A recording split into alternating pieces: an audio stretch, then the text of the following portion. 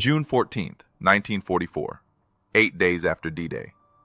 The hedgerow country of Normandy, 2 miles south of Carentan. Staff Sergeant Michael Kowalski's M4A1 Sherman lurched to a stop behind a stone wall. The engine idled rough. Through his periscope, Kowalski watched another Sherman burning 300 yards ahead. Black smoke poured skyward. The crew had bailed out, running through the tall grass. One man wasn't moving fast enough. Another stopped to help him. Then both went down as a second round hit the disabled tank, detonating the ammunition inside. The explosion lifted the turret 12 feet into the air. That was the fourth Sherman in 20 minutes. Kowalski keyed his radio. Baker 2-3 to Baker Actual. We've got a concealed 88 in the tree line. Request smoke and withdrawal authorization. The radio crackled. Baker 2-3, negative on withdrawal.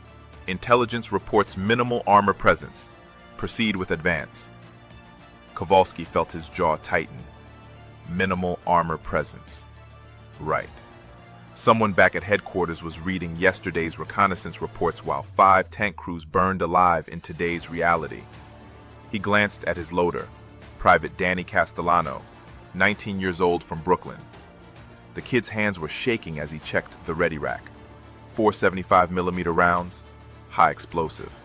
17 more in the turret basket racks. 30 in the sponson bins along the hull sides, positioned directly above the tracks. 51 rounds total. 51 potential detonations waiting to turn this 30-ton steel box into a crematorium. Driver, advance 50 yards. Gunner, watch that tree line. The Sherman lurched forward. Corporal James Morrison, the gunner, tracked the periscope across the hedgerow. I don't see anything, Sarge. No muzzle flash, no movement. He's there. He took out 4 of ours. He's waiting.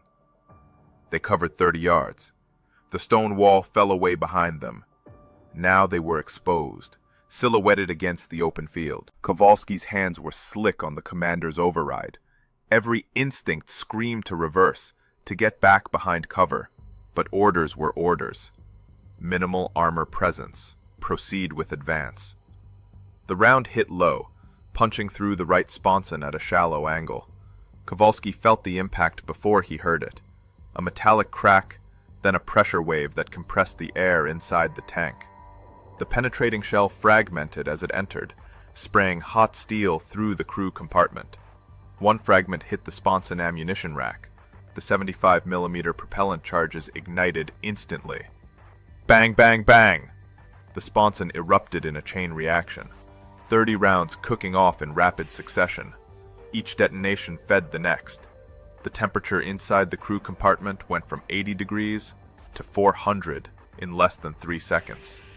Castellano screamed. The ready rack behind him had caught fire, 4 rounds exploding simultaneously, turning the loader's position into a blast furnace. Kowalski grabbed the kid's shoulder, trying to pull him toward the commander's hatch, but Castellano's uniform was already burning. Morrison was faster. The gunner kicked open his hatch and bailed out in one fluid motion, landing hard on the engine deck. Kowalski shoved Castellano toward the open hatch. The kid wasn't moving on his own anymore, just screaming. Kowalski got him halfway out before another detonation inside the turret basket blew the hatch shut. The impact threw Kowalski backward against the radio set. He tasted blood. His left arm wasn't responding. Smoke filled the compartment, thick and black and toxic. He couldn't see Castellano anymore. Couldn't see anything. He found the commander's hatch by feel. The metal was hot enough to burn through his gloves. He forced it open with his shoulder and hauled himself out. The fresh air hit him like a slap. He rolled off the turret, fell 6 feet to the ground, and started crawling. Behind him, the Sherman's ammunition continued to detonate. The entire tank was burning now, flames pouring from every hatch and vision port. Kowalski crawled 20 yards before his arms gave out. He collapsed in the grass and watched his tank die. Morrison found him there 5 minutes later. The gunner's face was burnt, his uniform smoking. "Where's Castellano?" Kowalski didn't answer. Didn't need to. They both knew. 3 miles to the east, in a different hedgerow, A different story was unfolding. Second Lieutenant Robert Hayes commanded a platoon of 4 Shermans, all M4A1 variants with the new 76mm gun. But more importantly, all 4 carried a designation that meant nothing to Hayes when he'd first seen it stenciled on the hull. M4A1 76W. The W stood for wet stowage. Hayes didn't know what that meant. The quartermaster sergeant who'd signed over the tanks in England had mentioned something about ammunition racks and fire suppression, but Hayes had been more focused on the upgraded gun. 76mm instead of 75. Higher velocity, better penetration against German armor. That's what mattered in a tank fight. That's what kept you alive. Or so he thought. His platoon advanced through the same hedgerow country that had killed Kowalski's crew. Same terrain, same concealed anti-tank positions, same lethal geometry of ambush and fire. Hayes's lead tank, commanded by Sergeant William Drake, rounded a bocage corner and took a hit from a Panzer IV at 300 yards. The 75mm round penetrated the right side of the hull, low and angled, punching through the sponson area. Hayes watched through binoculars, waiting for the familiar explosion, waiting for the turret to lift off, waiting for the crew to bail out burning. Nothing happened. Drake's Sherman shuddered from the impact. Smoke poured from the entry hole, but no secondary detonations. No chain reaction of exploding ammunition. The turret remained in place, and 5 seconds after the hit, Drake's gunner returned fire. The 76mm gun barked once. The Panzer IV's turret rang like a bell as the round punched through the frontal armor. The German tank lurched to a stop, smoke billowing from the engine deck. Drake's voice crackled over the radio. Baker 3-1 to Baker Actual. We're hit but mobile. Right sponson penetration. No casualties. Ammunition racks intact. Continuing advance. Hayes stared at his radio handset like it had just spoken a foreign language. No casualties. Ammunition racks intact. That wasn't possible. He'd watched a dozen Shermans brew up from sponson hits, watched crews burn, watched tanks detonate like bombs. Drake's Sherman should be burning right now. The crew should be dead or dying. But they weren't. Hayes keyed his radio. Drake, say again. You took a penetrating hit in the sponson? Affirmative, went right through the ammo rack area, but nothing cooked off. The rounds are stored in some kind of liquid containers down on the hull floor. The shell must have missed them. Liquid containers. Wet stowage. Hayes suddenly remembered the quartermaster's explanation. The upgraded Shermans had redesigned ammunition storage. Instead of exposed racks along the sponson shelves, the rounds were stored in sealed bins on the hull floor, surrounded by a mixture of water and ethylene glycol. When a penetrating shell hit the ammunition area, the liquid would spill out, quenching any flames before they could ignite the propellant charges. It sounded insane. Who the hell designed a fire suppression system based on water jackets around individual ammunition bins? But Hayes wasn't complaining. Drake's crew was alive. The tank was still fighting. That was all that mattered. The platoon continued advancing. Over the next 4 hours, Hayes's Shermans engaged 6 German tanks and 8 anti-tank positions. They took 11 penetrating hits. 3 tanks were disabled by track damage or engine fires, but not one Sherman suffered an ammunition detonation. Not one crew burned. The wet stowage system worked exactly as designed, buying precious seconds for crews to escape, even when the tank was dying around them. By nightfall, Hayes had lost 1 Sherman to a mobility kill. 0 crew fatalities. 3 wounded, none seriously. He radioed the company commander and reported his platoon status. The response was immediate. "What the hell kind of magic tanks are you driving?" Hayes looked at his M4A176W, sitting hull down behind a hedgerow. The right side was scorched black from a near miss. The paint was blistered, but the crew was alive, brewing coffee on a portable stove, joking about the German gunner's terrible aim. "Not magic," Hayes said into the radio, "just better engineering." 300 miles to the east, in a Wehrmacht tank depot outside Falaise, Oberleutnant Klaus Werner was reading a disturbing intelligence report. Werner commanded a company of Panzer IVs, veterans of the Eastern Front now redeployed to contain the Allied breakout.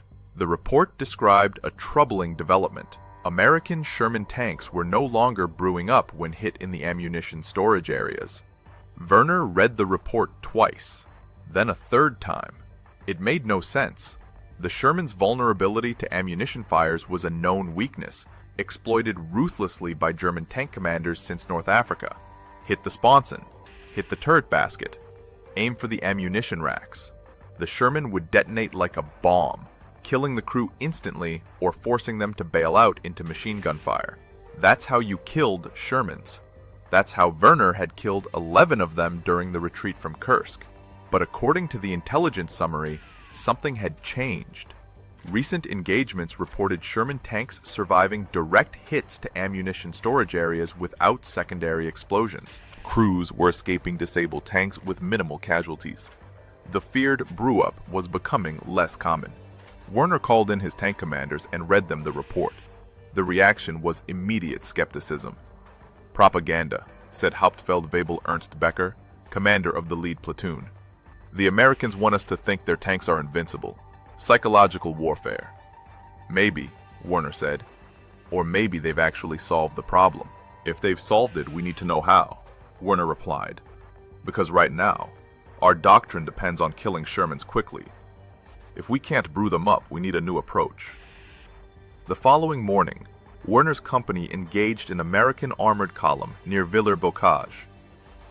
The lead element consisted of 8 Sherman tanks, advancing in a staggered formation through open farmland. Werner positioned his Panzer IVs in a tree line, hull down, with clear fields of fire, standard ambush geometry. The Americans were exposed, overconfident, moving too fast without infantry support. Easy kills. Werner's gunner acquired the lead Sherman at 800 meters. "Target identified. Sherman. Range 800. Permission to fire?" "Fire!" The 75mm gun cracked. The round hit the Sherman's right side, punching through the sponson just above the tracks. Werner watched through his commander's optics, waiting for the explosion. The Sherman lurched sideways from the impact. Smoke poured from the entry hole. The tank slewed to a halt, tracks damaged, but no fire, no secondary detonations, no turret blowing skyward. The Sherman's turret traversed smoothly, tracking back toward Werner's position. 5 seconds after being hit, the American tank returned fire. The round went high, screaming over Werner's Panzer IV and detonating in the trees behind them. But the message was clear. The Sherman was still fighting. Werner's second Panzer IV fired, hitting the same Sherman in the turret front. The round ricocheted off the mantlet, leaving a bright scar on the cast steel. The Sherman fired again, this time hitting Werner's second tank in the hull. The Panzer IV erupted in flames, ammunition cooking off in a chain reaction that killed the crew instantly. Werner felt his stomach tighten. This wasn't supposed to happen. Not like this. His tanks were in perfect ambush positions.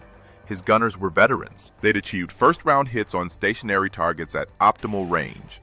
And somehow, the Americans were winning. The remaining Shermans accelerated, charging directly into the ambush. Suicidal tactics. Werner's gunners fired 3 more rounds, scoring 2 additional hits. One Sherman lost the track and ground to a halt, but the other 5 kept coming, firing on the move, suppressing Werner's position with high explosive rounds that turned the tree line into a hell of fragmentation and splinters. Werner gave the order to withdraw. 3 of his Panzer IVs escaped. 2 burned in the tree line, caught by direct hits from 76mm guns that punched through their frontal armor like paper. The Americans had lost 2 tanks disabled, 0 destroyed. 0 casualties that Werner could confirm. That evening, Werner wrote a detailed after-action report. He described the engagement objectively, without embellishment. American Sherman tanks displaying unexpected resilience, multiple penetrating hits failing to produce catastrophic ammunition detonations, crew survival rates far exceeding previous encounters, recommended immediate investigation and tactical adaptation. The report went up the chain of command. It reached Army Group B headquarters 3 days later. The intelligence officers read it with growing concern. Werner wasn't the only commander reporting this phenomenon. Similar accounts were flooding in from across the Normandy front. American Shermans surviving hits that should have killed them. Crews escaping disabled tanks and returning to combat with replacement vehicles. The psychological impact on German tank crews was becoming significant. The question was, what had changed? 5,000 miles away in Detroit, Michigan, the answer was being mass-produced on an assembly line. Fisher Body Division, a subsidiary of General Motors, had converted its automotive production facilities to military manufacturing in early 1942. By 1944, the plant was producing modified M4A3 Sherman tanks at a rate of 300 per month. Every tank rolling off the line carried the W designation, wet stowage, a revolutionary redesign that moved ammunition storage from vulnerable sponson racks to protected bins on the hull floor, surrounded by liquid-filled containers. The design wasn't complicated. Each ammunition bin held 10 rounds, separated by 3 small containers filled with a mixture of water, ethylene glycol, and rust inhibitor. The mixture was called AmmuDamp. When a penetrating shell hit the ammunition storage area, the containers would rupture, spilling liquid that quenched any ignition before it could spread to the propellant charges. Simple physics, simple chemistry. Brutally effective. The system added 900 pounds to the tank's weight, but it reduced ammunition fire rates by 85%. In practical terms, that meant crews had a fighting chance to escape even catastrophically damaged tanks. The Sherman was still vulnerable, still outgunned by German heavy armor, but it was no longer a death trap. Production began in January 1944 with the M4A176W variant. By April, 130 units had been shipped to England for the D-Day invasion. The 2nd and 3rd Armored Divisions each received 52 of the upgraded tanks. But concerns about crew training on the new 76mm gun delayed their deployment. The wet stowage Shermans sat in depots while the invasion force went ashore with older models, still equipped with dry ammunition racks and 75mm guns. The first M4A176W tanks entered combat on July 25, 1944, during Operation Cobra, the massive breakout from Normandy. American armor surged through gaps created by the heaviest tactical bombing in military history. Leading elements included the upgraded Shermans, finally unleashed against German armored reserves already devastated by airstrikes. The impact was immediate. Tank crews reported surviving hits that would have killed them weeks earlier. Disabled Shermans with penetrated armor but intact crews. Ammunition racks struck by armor-piercing rounds without catastrophic secondary explosions. The wet stowage system worked exactly as designed, buying precious seconds for crews to escape burning tanks. Word spread fast through the armored divisions. The new Shermans were survivable. Crews who'd watched friends burn in earlier models now had a fighting chance. Morale improved dramatically. Aggressive tactics became more viable. Tank commanders took calculated risks they'd never have attempted in the older, fire-prone variants. By August 1944, Fisher Body was producing 3,071 M4A375W tanks, the next iteration with the proven 75mm gun, but incorporating wet stowage. Production continued through March 1945, flooding the European theater with upgraded vehicles. Every major armored unit received the new tanks as older models were rotated back for depot maintenance or written off as combat losses. The Germans noticed. Intelligence reports described American tank crews displaying unprecedented aggressiveness. Shermans charging into ambushes that should have annihilated them. Disabled tanks with crews intact, fighting from defensive positions until recovery vehicles could tow them back to friendly lines. The psychological advantage of the brew-up kill was evaporating. German tank commanders adapted their tactics. If ammunition detonations were no longer reliable, they focused on mobility kills, track shots, engine fires, disabling hits that left Shermans immobile but intact. But even this proved difficult. American combined arms doctrine deployed infantry and tank destroyers alongside the Shermans, providing mutual support that made isolated ambushes nearly impossible. The wet stowage modification didn't make the Sherman invincible, German 88mm guns could still penetrate its armor at combat ranges. Panther tanks with 75mm high-velocity guns could engage Shermans from distances where return fire was ineffective. Tiger tanks were mobile fortresses that required coordinated strikes to destroy. But the Sherman no longer died easily, and in a war of attrition, that changed everything. Staff Sergeant Michael Kowalski, recovered from his injuries, returned to combat in September 1944. His new tank was an M4A375W.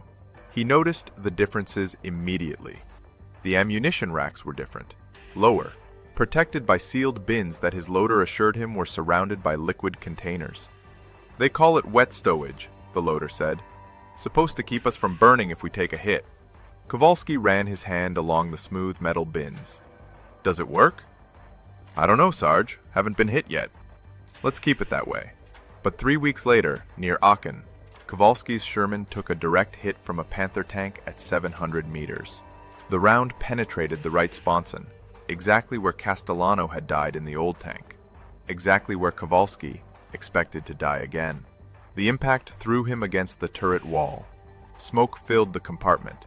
He heard the loader screaming, but no secondary explosions. No chain reaction of ammunition detonating. Just smoke and the hiss of escaping liquid from the ruptured ammunition bins. Kowalski grabbed the loader and shoved him toward the commander's hatch. The kid scrambled out, coughing but alive. The gunner bailed through his own hatch. The driver and assistant driver escaped through the bow hatches. Kowalski went last, hauling himself out of the smoking turret and rolling off the engine deck. They all made it. 5 men, 0 casualties. Kowalski lay in the grass and watched his tank burn. The ammunition bins were intact, sealed by the wet stowage system even as the engine compartment fire spread forward. Eventually, the heat would reach the rounds and they'd cook off. But by then, the crew was 200 yards away, safe behind friendly lines. He thought about Castellano, about the kid who'd burned to death because the ammunition had detonated 3 seconds after penetration, about the 11 other crews he'd watched die the same way during the Normandy campaign. The wet stowage system wouldn't bring them back, wouldn't undo the horror of watching friends burn, but it meant the next generation of tank crews had a chance, a real, statistical, engineered chance at survival. That was worth 900 pounds of added weight, worth the logistics headache of shipping liquid-filled containers across the Atlantic, worth every minute of design work and production retooling that had made it possible. Kowalski stood up, dusted himself off, and walked toward the company commander's position to request a replacement tank. Another M4A375W, if possible. Because he'd learned the hard way that survival wasn't about invincibility. It was about buying seconds. And in combat, seconds were the difference between going home and becoming another name on a casualty list. The technical development of wet stowage began in November 1943, when a chemical engineer from DuPont attending a tank board meeting suggested a radical concept: surround ammunition with liquid. The initial proposals seemed absurd. Engineers discussed flooding entire fighting compartments with water, creating submarine-like sealed environments. Tank crews would operate wearing breathing apparatus, submersed in fluid that would quench any fires instantly. Fortunately, cooler heads prevailed. The concept evolved into something practical: double-walled ammunition containers with liquid-filled cavities positioned in the hull floor away from likely impact points. The ammunition wouldn't sit in water. The rounds would be separated by sealed containers filled with fire suppressant fluid. The challenge was finding the right liquid. Pure water worked in testing, but froze solid in European winters and promoted rust on brass cartridge cases. Adding ethylene glycol prevented freezing, but accelerated corrosion and proved potentially flammable under certain conditions. The final solution was a proprietary mixture called AmmuDamp, containing ethyl sodium potassium phosphate with rust inhibitors and biocides. This fluid remained liquid down to -40 degrees Fahrenheit, prevented corrosion, inhibited bacterial growth, and actually improved fire suppression over pure water. Each 10-round ammunition rack incorporated 3 sealed chambers holding this mixture. The 75mm variants stored 97 rounds, protected by 38 gallons total. The 76mm variants held 71 rounds with 36 gallons of protection. The system added 900 pounds to the tank's weight, but the trade-off was undeniable. Crews survived. Press Steel Car Company in Pennsylvania retooled its assembly lines in December 1943. The first M4A176W rolled off the production line on January 3, 1944. Fisher Body Division followed with the M4A375W variant, producing 3,071 units between February 1944 and March 1945. By war's end, virtually every Sherman produced after January 1944 incorporated wet stowage. Over 30,000 tanks with the life-saving modification deployed to Europe and the Pacific. The impact on crew survival was dramatic and immediate. Pre-modification Shermans burned in 60 to 80% of penetrating hits. Wet stowage variants burned in only 10 to 15% of cases, an 85% reduction in ammunition fires. In practical terms, a tank battalion with 50 Shermans suffering 30 penetrating hits would have lost 18 to 24 tanks to fire with dry storage. With wet stowage, only 3 to 5 would burn, leaving 25 to 27 repairable and returnable to combat. The modification didn't just save individual lives. It maintained American armored strength at levels that accelerated the German defeat.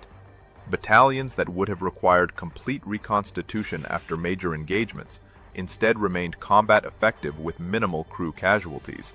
Experienced tank commanders survived to fight again, accumulating tactical knowledge and passing it to replacement crews.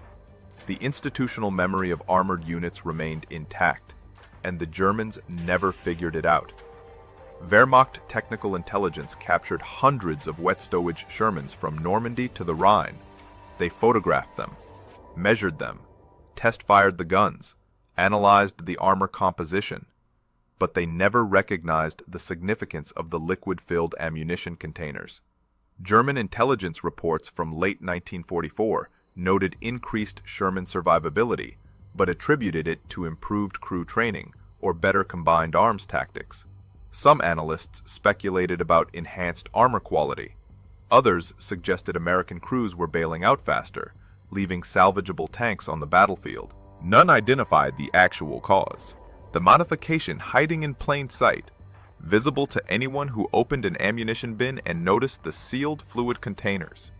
But German technical intelligence, overwhelmed by collapsing logistics and desperate wonder weapon projects, simply never looked closely enough. By early 1945, the few technical specialists still functioning focused on analyzing jet aircraft and rocket technology, not captured enemy tanks that Germany could neither produce nor effectively counter. The information that might have prompted tactical adaptations never reached frontline units. German tank commanders continued employing ammunition fire tactics against an enemy that no longer existed. Second Lieutenant Robert Hayes survived the war.